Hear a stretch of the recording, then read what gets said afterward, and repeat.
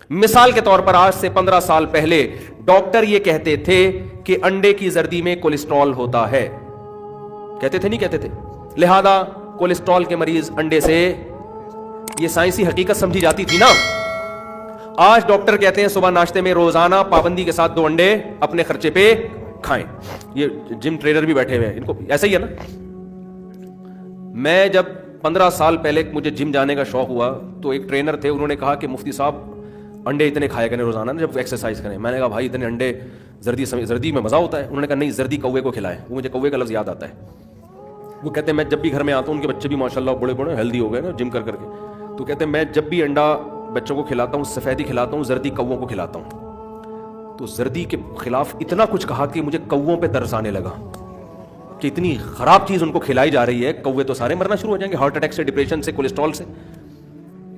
پھر مجھے سمجھ میں آیا کہ یہ کوے جو ہیں ان کے ساتھ آپ تھوڑا سا فری کرا لیں تو آپ کو اتنا تنگ کیوں کرتے ہیں یہ. تو مجھے لگا کہ شاید یہ کولیسٹرول کی وجہ سے ڈپریشن میں مریض بن گئے نا. کوے سے آپ کبھی تھوڑا سا فری ہو کے دیکھیں، آپ ہر جانور سے آدمی نا الجھ کے افورڈ کر، کتا پاگل بھی ہوگا نا علاج ہو جائے گا آپ کا.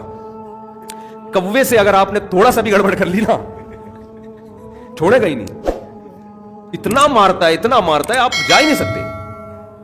کنویں کے قریب آپ کھڑے ہو گے نا، پیچھے سے آگے ٹھونک مارے گا، آپ کنویں میں گرو گے. یہ حقیقت بتا رہا ہوں، آپ کنویں میں گر جاؤ گے. یہ کر لیتا ہے کوا، اتنا خطرناک. تو اب مجھے ایک بات بتاؤ، اگر میں اپنے آپ کو مذہبی رہنما کے طور پہ پیش کرتا 10 سال پہلے کہ میں مذہبی، میں معاذ اللہ نقل کفر نباشت، میں یہ دعویٰ کرتا میں پیغمبر ہوں اور میں خدائی تعلیمات کے بغیر کچھ بھی نہیں کہتا، تو میں اگرچہ یہ لوگوں کو نہیں بتاتا کہ میں سائنسدان ہوں، لیکن میں انڈے کی مثال میں کولیسٹرول کی مثال دیتا کہ نہیں دیتا. 10 سال پہلے تو سب، 15 سال پہلے تو سب یہ کہتے تھے زردی میں خراب والا کولیسٹرول ہوتا ہے. HDL کہتے ہیں نا اس خراب والے کو، LDL سوری. میں کہتا بھائی اس میں LDL ہے، یہی کہتا نا.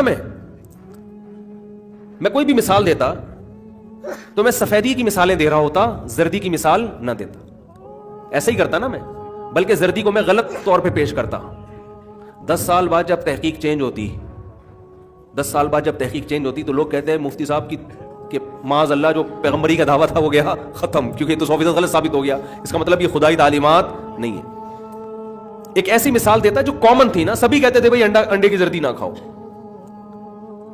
اس موقع پہ جب ایک بہت بہترین مثال دی جا سکتی تھی، اس وقت بھی اس پہ خاموشی اختیار کرنا یہ خود انسان کے برحق ہونے کی دلیل. اس کا مطلب اس کو یہ پتا ہے کہ یہ مثال کل غلط ثابت ہو سکتی. تو قرآن اگرچہ سائنس کی کتاب نہیں ہے، لیکن اس زمانے میں سائنسدانوں کے بہت ہی اوٹ پٹانگ قسم کے نظریات تھے.